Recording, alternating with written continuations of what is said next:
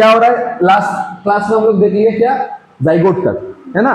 तो स्पर्म जो कि एन है, हैप्लॉइड स्पर्म और हैप्लॉइड ओवम दोनों मिला के क्या बनाएगा, 2n जाइगोट बनाएगा, ठीक है, जाइगोट बनाएगा। अभी हम एन बोले थे तो आप 2 लिख दिए। तो अब ये जाइगोट से कैसे बच्चा बनेगा हम ये देखेंगे। तो सबसे पहले हम लोग क्या देखेंगे, कैसे इम्प्लांटेशन होता है, कब इम्प्लांटेशन होता है।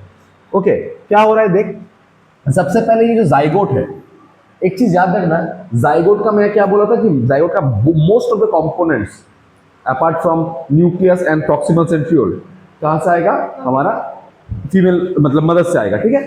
तो इसका मतलब सेकेंडरी ओसाइट के बाहर या फिर ओवम के बाहर हम लोग पढ़ते एक लेयर रहता है, हार्ड लेयर रहता है, इसका नाम है ज़ोना पेलुसिडा। ज़ोना पेलुसिडा किससे बनता है, ग्लाइकोप्रोटीन से बनता है।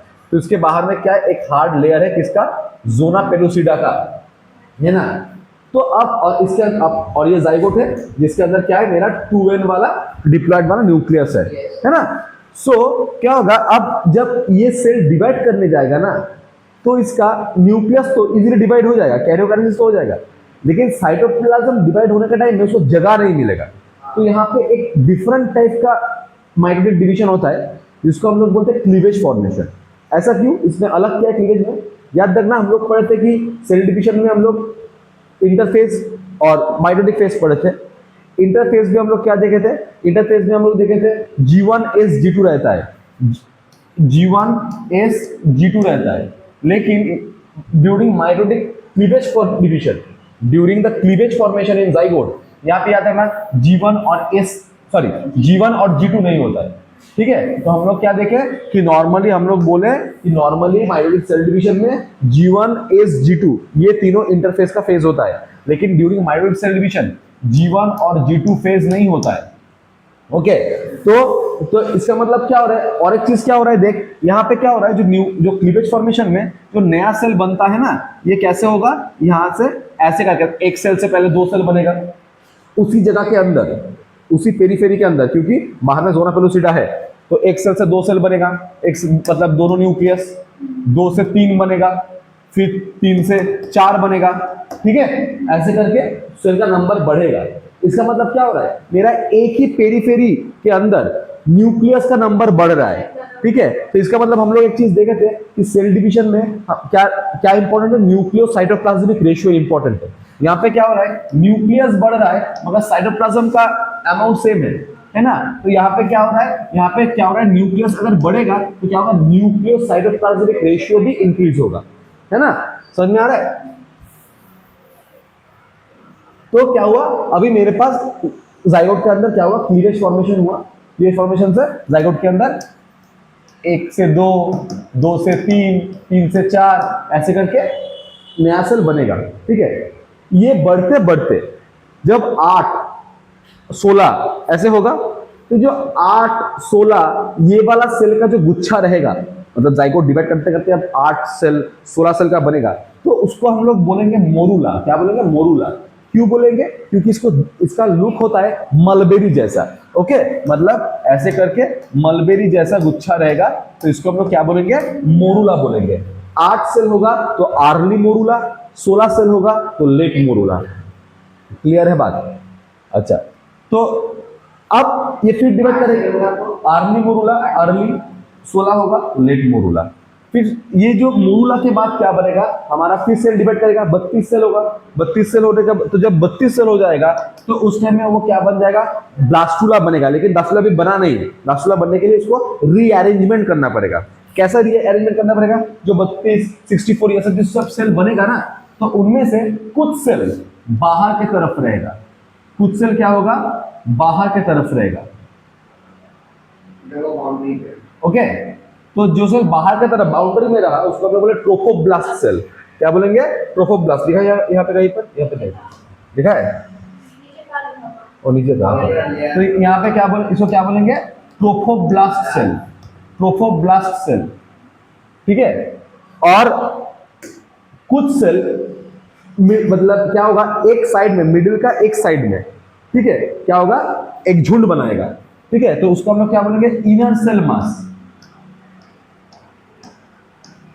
क्या बोलेंगे, inner cell mass. Okay, ICM लिख रहा हूं, इनर सेल मास। ओके, और जो बीच में जो खाली जगह बना उसको बोलेंगे ब्लास्टोसिल या फिर ब्लास्टोसिल कैविटी। सिल मतलब ही कैविटी होता है, ठीक है, ब्लास्टोसिल।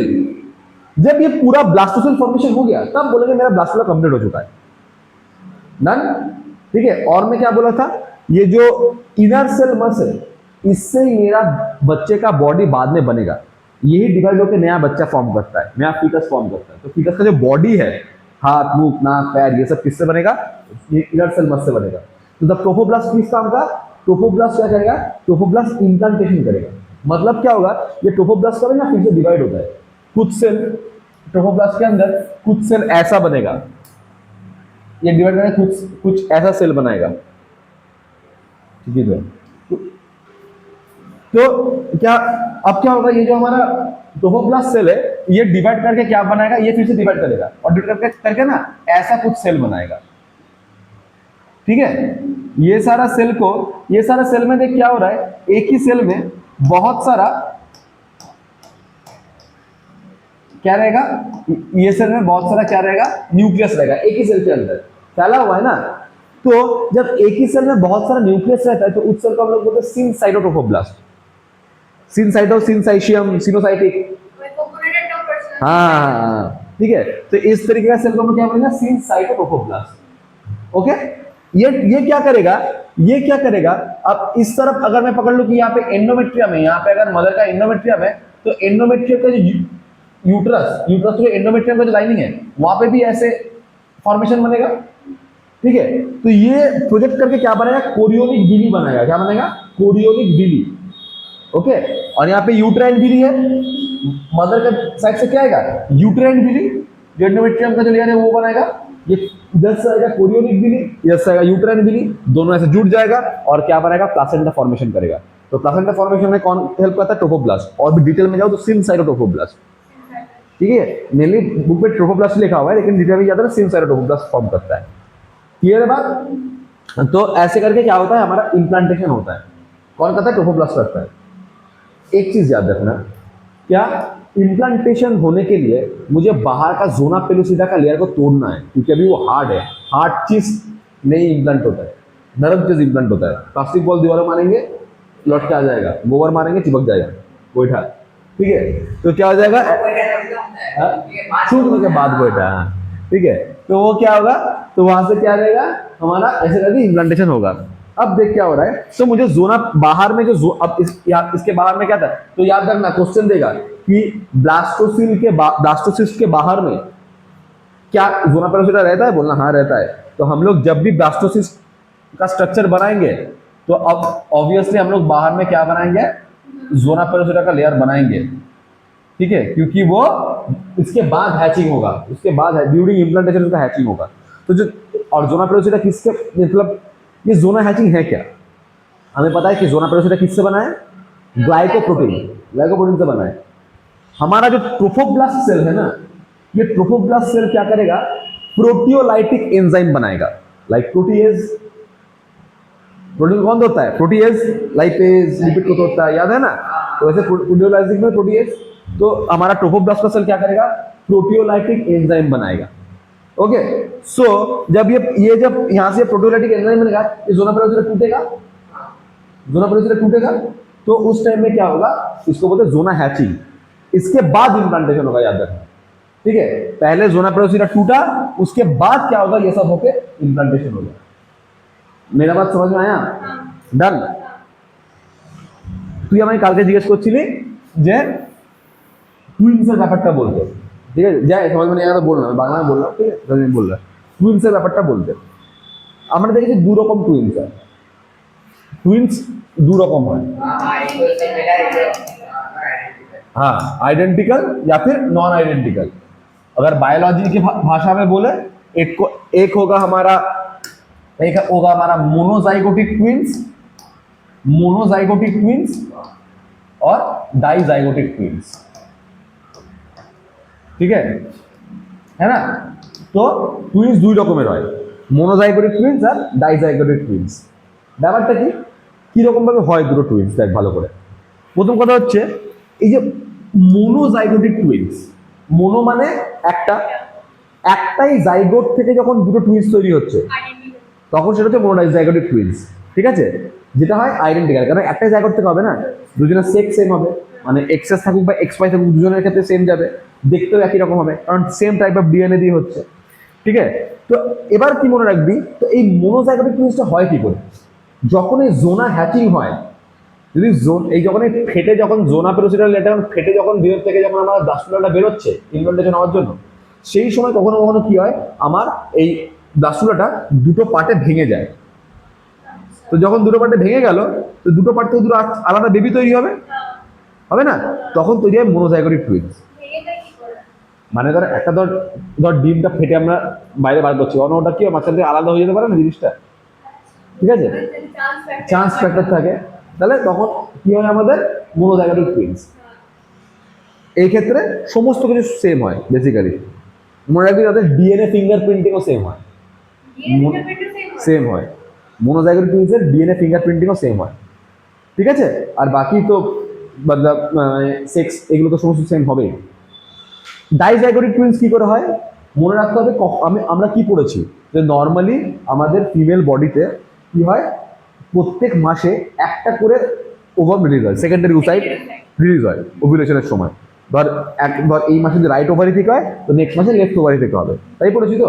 কিন্তু কখনো কখনো অ্যাবনর্মাল কন্ডিশনে ধর দুটো ওভাম রিলিজ হয়ে গেল, দুটো সেকেন্ডারি ওসাইটার ওভুলেশন হয়ে গেল, ঠিক আছে, বা দুটো ওভারি থেকে দুটো ওভুলেশন হলো, ঠিক আছে, অ্যাবনর্মাল কন্ডিশনে, সেই ক্ষেত্রে স্পার্ম দুটো ওভাম পাবে, দুটো সেকেন্ডারি ওসাইট পাবে, তো ওখানে কি করবে, ও ওর সাথে ফার্টিলাইজ করে নেবে, তাহলে কি হবে, আমার দুটো জাইগোট তৈরি হবে। কিন্তু এই দুটো জাইগোট দেখ আলাদা আলাদা সেল থেকে তৈরি হয়েছে, আলাদা আলাদা স্পার্ম থেকে তৈরি হয়েছে, হতেই পারে একটার কাছে 22+Y গেছে, একটা কাছে 22+X গেছে, একটা ছেলে একটা মেয়ে হতে পারে, হতে পারে না, এইভাবে কি হয় আমাদের ডাইজাইগোটিক টুইনস হয়। क्लियर ব্যাপারটা, এরা नॉन आइडेंटिकल হয়। ओके, समझ में आया जोना पेचीदा, जोना हैचिंग समझ में आया। अच्छा, और एक चीज याद रखना, zona hatching HATCHIA of zona hatching. Okay, अब क्या रहेगा, एक चीज याद रखना, देखना जो ये आता है जो प्रेगनेंसी किट आता है ना, मतलब वो पेगा न्यूज वाला जो प्रेगनेंसी किट आता है, तो प्रेगनेंसी किट में हम लोग जो प्रेगनेंसी टेस्ट होता है वो कैसे होता है, प्रेगनेंसी किट में जो प्रेगनेंसी टेस्ट होता है वो कैसे होता है, बेसिकली इस टेस्ट को बोलते हैं ग्रेविडेक्स टेस्ट। क्या बोलते हैं इसको, हम लोग बोलेंगे ग्रेविडेक्स टेस्ट, ग्रेविडेक्स, ठीक है, याद रहेगा, नोट में है ये दिया हुआ है, दिया हुआ। तो प्रेगनेंसी किट से हम लोग जब टेस्ट करते हैं उसको बोलते हैं ग्रेविडेक्स टेस्ट। ये कैसे होता है ग्रेविडेक्स टेस्ट, याद रखना, बेसिकली उसमें देखा जाता है कि उस फीमेल का, ठीक है, जो जिसको लग रहा है कि वो कॉन्सीव करेगी, तो उस फीमेल का यूरिन लिया जाता है, उसके अंदर यूरिन का ड्रॉप लिया जाता है, और यूरिन का ड्रॉप में रहता है HCG hormone, human chorionic gonadotropin hormone.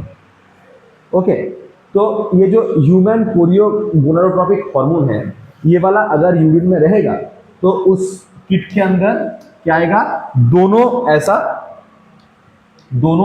दाग आएगा, दोनों लाइन आएगा, 2 स्ट्रिप्स आएगा, इसका मतलब प्रेग्नेंट है। और अगर नहीं आएगा, अगर सिर्फ एक आएगा, ठीक है, तो उसका मतलब क्या है, वो प्रेग्नेंट नहीं है। अब ये इसका मतलब वो वाला किट डिटेक्ट करता है कि उस फीमेल के यूरिन में HCG हार्मोन बना या नहीं बना है। अगर कोई फीमेल प्रेग्नेंट नहीं रहती है, ठीक है, नॉर्मली उसके बॉडी में HCG हार्मोन नहीं बनता, अगर कोई फीमेल प्रेग्नेंट नहीं होगी तो उसके बॉडी में HCG हार्मोन नहीं बनेगा। क्यों, क्योंकि HCG हार्मोन बनाता है हमारा ट्रोफोब्लास्ट का सेल, समझ में आएगा, ट्रोफोब्लास्ट का सेल से क्या होगा, HCG हार्मोन बनेगा, और ये HCG हार्मोन फिर ट्रोफोब्लास्ट से क्या होगा, ब्लड में मिलेगा, ठीक है, ब्लड फिल्टर होकर किडनी में जाएगा, किडनी उसको फिल्टर करके यूरिन में भेजेगा, और उस यूरिन में मिलेगा तुम्हें क्या, HCG हार्मोन। अब एक बात याद रखना, सोचिए कोई आज रात को इंटरकोर्स किया, नेक्स्ट दिन सुबह वो टेस्ट की, तो क्या उसके ब्लड में HCG मिलेगा, कैसे मिलेगा भाई, टाइम लगेगा, जाइगोट फॉर्मेशन भी नहीं होगा, फर्टिलाइजेशन होगा, जाइगोट होगा, उस वो डिवाइड करके मोरूला बनाएगा, अभी एचसीजी नहीं बना, ब्लास्टुला बना तब उसका एचसीजी बनेगा। मतलब ब्लास्टुला जब इम्प्लांटेशन होगा, आफ्टर इम्प्लांटेशन उसके ब्लड में एचसीजी होता है 15 कम से कम 7 से 10 दिन के बाद। ठीक है, जितना लेट करोगे उतना अच्छा रिजल्ट करने का चांस ज्यादा रहेगा। ठीक है, नॉर्मली पीरियड मिस होने के बाद ये टेस्ट किया जाता है, लेकिन अगर कोई उतना दिन तक टाइम नहीं भी ले तो कम से कम 7 से 10 दिन के बाद ये टेस्ट करना जरूरी है, नहीं तो नेगेटिव आ जाएगा, उसको लगेगा कि ना प्रेग्नेंट नहीं हूं। समझ में आ रहा है बात? तो इसीलिए 7 से 10 दिन के बाद वो टेस्ट किया जाता है। समझ में आया क्यों? क्योंकि पहले भाई ट्रोफोब्लास्ट बनने दे, इम्प्लांटेशन होने दे, उसके बाद ट्रोफोब्लास्ट से क्या निकलेगा, एचसीजी निकलेगा। डन? ओके।